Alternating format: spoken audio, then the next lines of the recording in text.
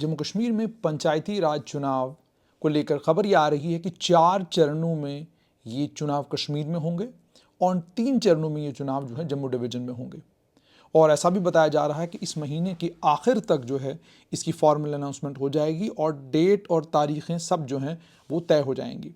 Election authority इस समय जो है बहुत सारी ऑब्जेक्शंस जो आई हैं, जो अलग अलग वार्ड्स की रिजर्वेशन की गई है, उसको फाइनलाइज करने में लगी हुई है।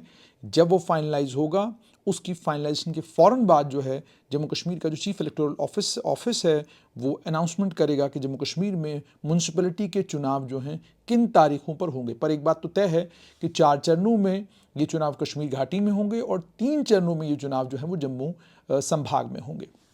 इसके लिए, इन चुनावों के लिए जम्मू कश्मीर की सरकार जो है और ज़्यादा पैरामिलिट्री फोर्सेस की मांग जो है वो केंद्र सरकार से कर रही है। और वो इसलिए भी कर रही है ताकि चुनाव जो हैं वो शांतिपूर्ण तरीके से हों, चुनावों के दौरान आतंकियों को चुनावों को डिस्टर्ब करने का कोई मौका ना मिले।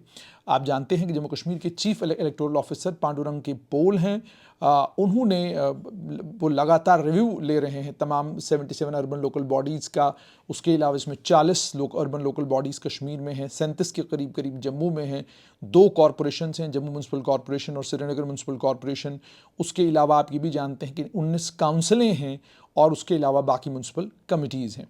अब इस समय जो है इलेक्शन शेड्यूल को जो है बिल्कुल आखिरी चरणों में है, तैयार किया जा रहा है इलेक्शन का शेड्यूल कि कहाँ किस वक्त कब चुनाव होंगे। और ये भी बताया जा रहा है कि 3 से 4 दिन का या 4 से 6 दिन का गैप जो है वो फेजेस के बीच में होगा। पहले फेज़ दूसरे फेज़ के बीच में 6 दिन का गैप, 7 दिन का गैप, और इस तरीके से जो है जम्मू कश्मीर में म्यूनसिपल चुनाव जो हैं करवाए जाएंगे।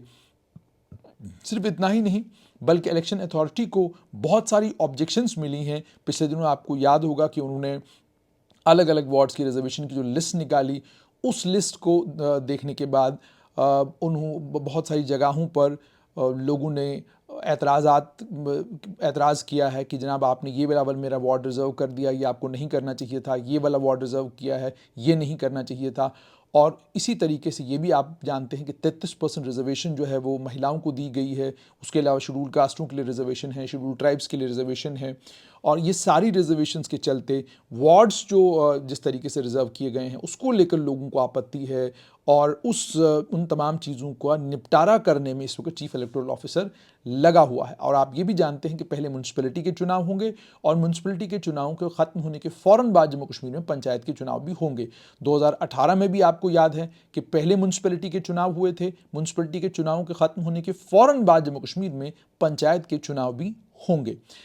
उसके बाद ये भी आपको बताना ज़रूरी है यहाँ पर कि सिक्योरिटी के बंदोबस्त का जहाँ तक ताल्लुक़ है, जम्मू कश्मीर की सरकार की कोशिश है कि ज़्यादा से ज़्यादा सुरक्षा बल जम्मू कश्मीर में हों ताकि चुनाव शांतिपूर्ण तरीके से पूरे जम्मू कश्मीर में करवाए जाएं बिना किसी दिक्कत के, बिना किसी परेशानी के।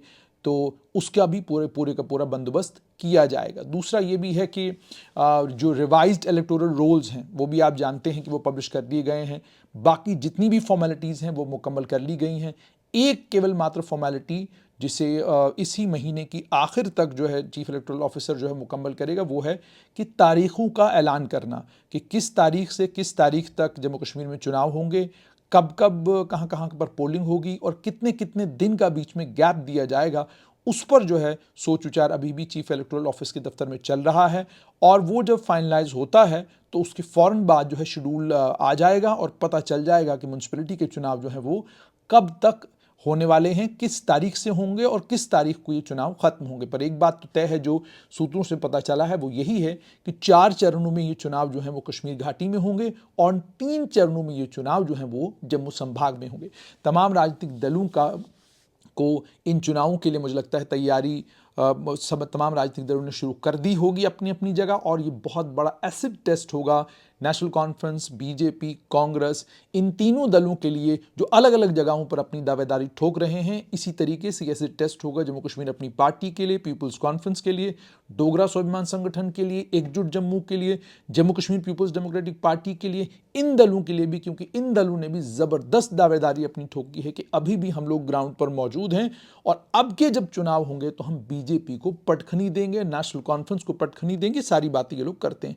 कठुआ में देखना होगा होगा कि डोगरा स्वाभिमान संगठन कैसा परफॉर्म करता है। जम्मू संभाग में देखना होगा कि एकजुट जम्मू का परफॉर्मेंस कैसा रहेगा अगर वो उन चुनावों में पार्टिसिपेट करते हैं।